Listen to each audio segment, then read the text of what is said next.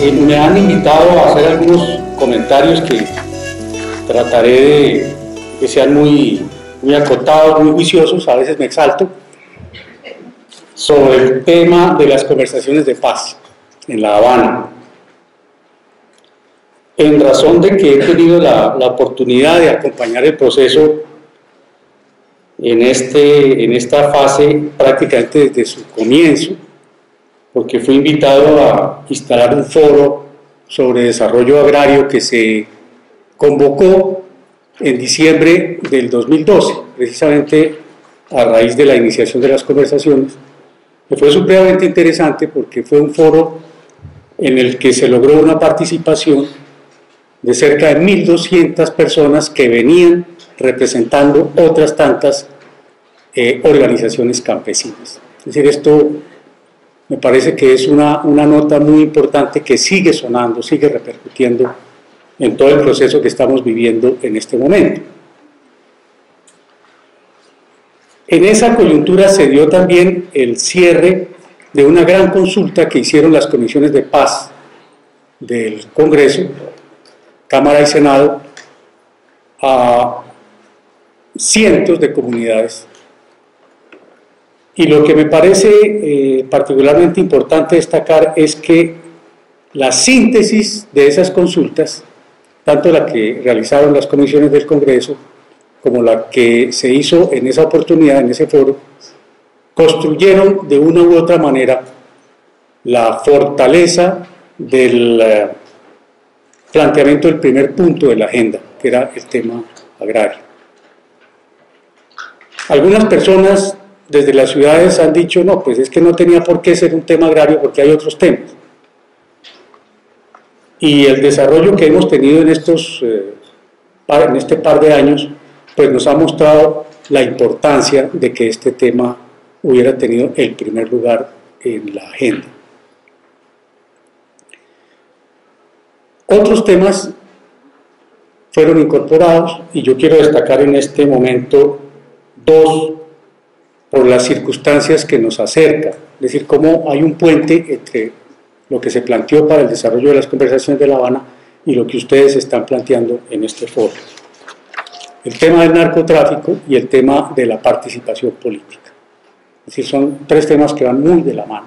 El tema agrario, el tema de la participación política y el tema del narcotráfico. Y como hemos escuchado esta mañana, pues ustedes se dan cuenta que la experiencia mexicana nos habla de estos mismos temas.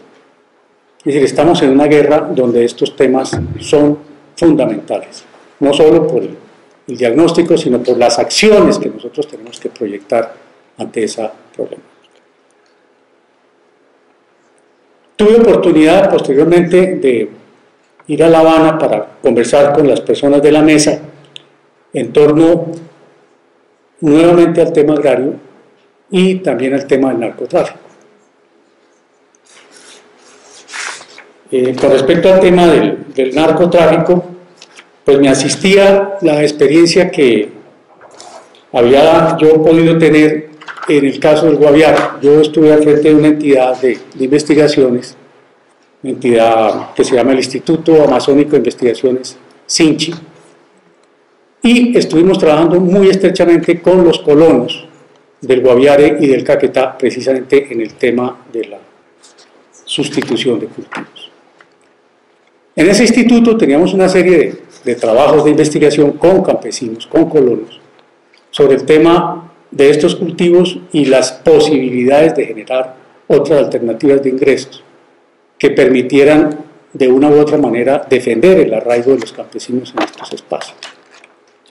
Y fue en el marco de esa experiencia en el que logramos desarrollar una figura que me enorgullece mucho haber tenido participación en su desarrollo, que fueron las zonas de reserva campesina.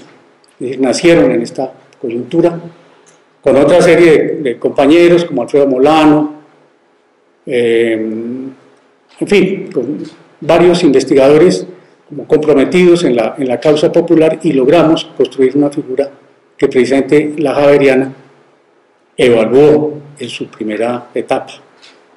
Pues, ven ustedes que tenemos ahí muchas complicidades. Y eso lo llevamos a La Habana. Lo llevamos a La Habana, los compañeros de la Asociación de Zonas de Reserva Campesina, que es una de las fuerzas jóvenes, tal vez más vigorosas que hay en este momento en nuestro campo, llevó esa bandera, la hizo incorporar en los desarrollos del primer punto de La Habana y del segundo punto, que era el tema de la participación, así como de sustitución de cultivos, porque hay que decirlo, estas comunidades también tienen propuestas. Bueno, esto, digamos, les menciono a ustedes así desordenadamente en torno a los primeros brotes que tuvo el proceso de conversaciones en La Habana. Como ustedes conocen, de una manera relativamente rápida para lo que es el proceso, ya esto me voy a referir un poquito más adelante, relativamente rápida a la naturaleza de este proceso, se llegó a los primeros preacuerdos, muy importante señalar, preacuerdos. Fueron el tema agrario, el tema de la participación política y el tema del narcotráfico. Sobre eso se discutió mucho. Por parte de la organización insurgente se pusieron sobre la mesa no planteamientos de ellos, sino planteamientos que precisamente habían sido recogidos en estas consultas populares. Hay que insistir mucho en esto, es decir, sobre la mesa no han estado planteamientos de la guerrilla, han estado planteamientos que la guerrilla ha recogido por parte de las comunidades agrarias en donde ellos tienen presencia. Bueno, se avanzó, digamos que rápidamente, si bien quedaron unas salvedades supremamente importantes. Y en ese punto hago un primer llamado de atención a ustedes, compañeros mexicanos y a las compañeras y compañeras de acá, en la importancia inmensa que tiene leer, estudiar los textos de los preacuerdos. Y lo digo porque ha dominado la cobertura de las conversaciones de paz, lo que pudiéramos llamar la liviandad inducida por los medios de comunicación. La liviandad, la superficialidad y la manipulación de todo el proceso que se viene desarrollando allí. Ustedes se preguntan, bueno, ¿y qué es lo que pasa? ¿Por qué no camina más rápido eso? Es un comentario que uno escucha con mucha frecuencia. ¿Por qué no camina rápido eso?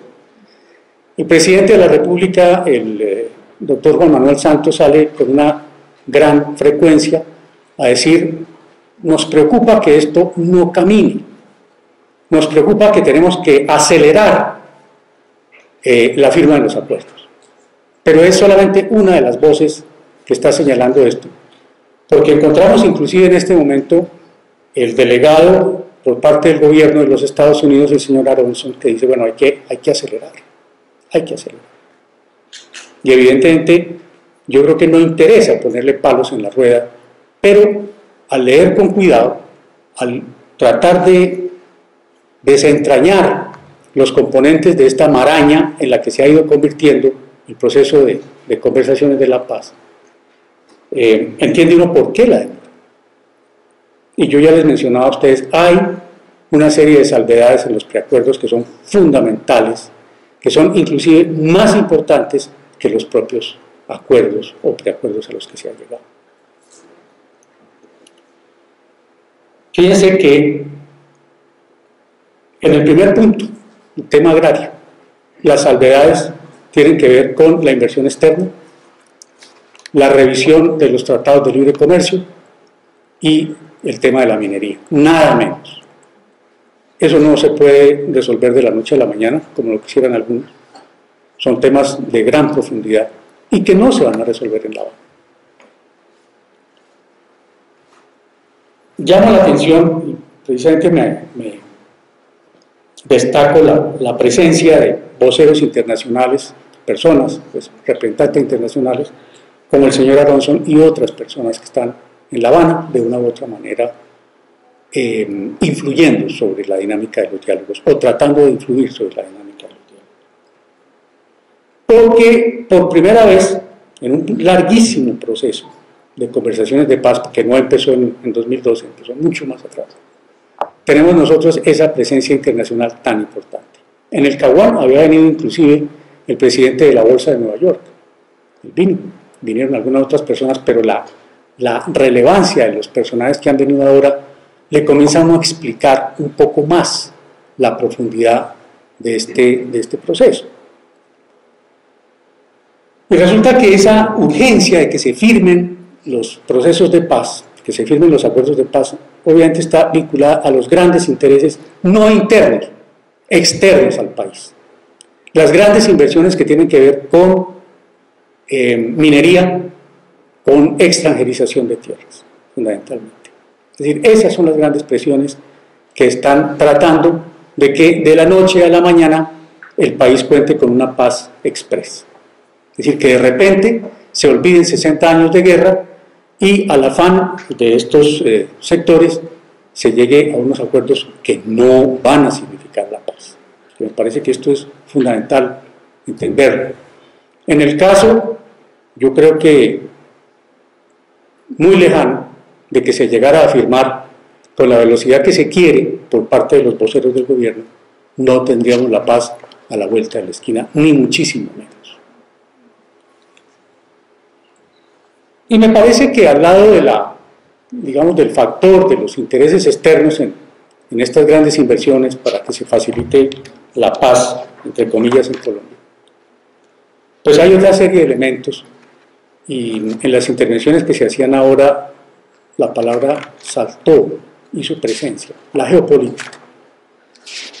Nosotros no podemos entender las urgencias del proceso de paz que se le han planteado a los colombianos si no incorporamos una visión de la geopolítica. Ya lo hacemos presente de una u otra manera al hacer referencia a las grandes inversiones mineras y de la extranjerización de tierras, pero es que hay otros procesos.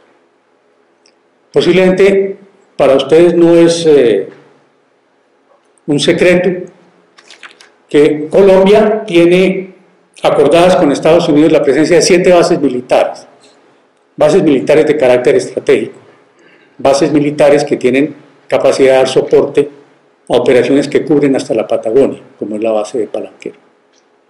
Y bases militares que no están ni para disponer del tema del narcotráfico, para resolver el tema del narcotráfico, ni para resolver muchísimo menos el tema de la guerrilla. La guerrilla lleva aquí 50 años, grandes planes de inversión militar por parte de los Estados Unidos, Israel inclusive, y no ha sido una guerrilla que resulte derrotada, es decir, esa no es la guerrilla que llega a las conversaciones de La Habana.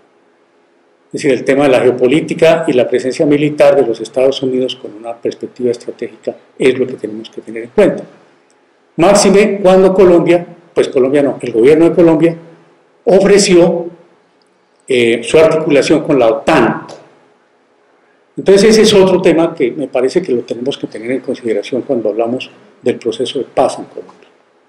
Una OTAN supremamente agresiva, ustedes saben que la situación en la Antártica cada vez está más crítica, el tema de las Islas Malvinas está allí presente. Imagínense lo que significa Colombia asociada a la OTAN y con 7 bases norteamericanas en nuestro territorio. ¿Qué implicaciones tiene esto? Entonces me parece que, sin hacer como la imagen de un ave negra de mal agüero, sí es importante que tengamos en cuenta todos estos elementos para comprender por qué los diálogos no están a punto de producir un acuerdo entre el gobierno y la insurgencia en los próximos meses, es decir, estamos muy lejos de eso. Finalmente, me parece que la posición del gobierno desde el comienzo de los diálogos negó que se fuera a discutir siquiera el tema del modelo de desarrollo y el tema del sistema de la propiedad agraria en el país. Es muy interesante que esto se haya planteado desde el principio. No se van a discutir esos temas. Y resulta que esos son los grandes temas que se están discutiendo y que se van a tener que abordar, pero no solamente en el plano de la mesa de La Habana. Y aquí tenemos también que tener muy claro lo siguiente: esos acuerdos no se hacen en La Habana, esos acuerdos hay que hacerlos es aquí en Colombia. Y esa es una verdad de a puño que se ha ido abriendo paso en la medida en que las movilizaciones populares que nosotros estamos viviendo, que arrancan en gran medida con el paro campesino del año 2013, cada vez tienen una consigna más fuerte, con mayor resonancia, que es la de la realización de una Asamblea Nacional Constituyente. El gobierno obviamente ha dicho que no se va a realizar, pero seguramente va a pasar lo mismo que con el tema del modelo de desarrollo y con el tema de la propiedad agraria. Es decir, se abre paso, pero no de una manera fácil. Es más, la particularidad de este proceso, no solamente de las conversaciones de paz, sino del proceso que está imbuido en 60 años de guerra, es que nosotros ya tuvimos una experiencia muy trágica, que fue la Constitución de 1991, que fue presentada y vendida al país como un acuerdo de paz, y fue una nueva etapa de guerra. Entonces, ante lo que estamos nosotros con el clamor de la Asamblea Nacional Constituyente, no es a un acto de llegar a un texto de una constitución, sino de desatar un proceso constituyente que realmente permita el replanteamiento del país, del orden social y político y económico del país. Es decir, esta es la magnitud y el alcance del proceso que se ha desencadenado, que no es fácil, como ustedes comprenderán, no es fácil, pero que afortunadamente está yendo de la mano de otros procesos que se están dando en América Latina, distintos, diferentes, frente al cual seguramente hay muchas opiniones críticas, procesos que se están dando en Bolivia, que se están dando en Venezuela, que se están dando en el Perú, seguramente no son del agrado de todo el mundo, ni de todas las opiniones, sobre todo las opiniones más decantadas dentro de la izquierda, pero son procesos reales. Y el proceso nuestro va de la mano de esa tendencia, es decir, no podemos comprenderlo de una manera desarticulada frente a los demás procesos que se están dando en América Latina. Por eso me parece que la gran trascendencia de estas conversaciones de paz radica no solo en que tratemos de resolver de una manera sensata, con una paz justa, la situación de Colombia, sino que desde aquí estamos dando señales muy importantes, al menos para América Latina. Y concluyo diciendo esto. Es muy importante, como lo señalaba yo al principio, que no nos dejemos engañar por la liviandad de los medios. Es decir, la forma como se está presentando el proceso no corresponde a lo que es este proceso. Y desafortunadamente el papel de los medios de comunicación ha sido terriblemente nocivo. Ustedes, que son una comunidad pensante, crítica, tienen que saber levantar los velos que se están tendiendo desde los medios de comunicación. Yo creo que esa es una de las grandes tareas de una academia crítica como la que nos reúne hoy. Muchísimas gracias.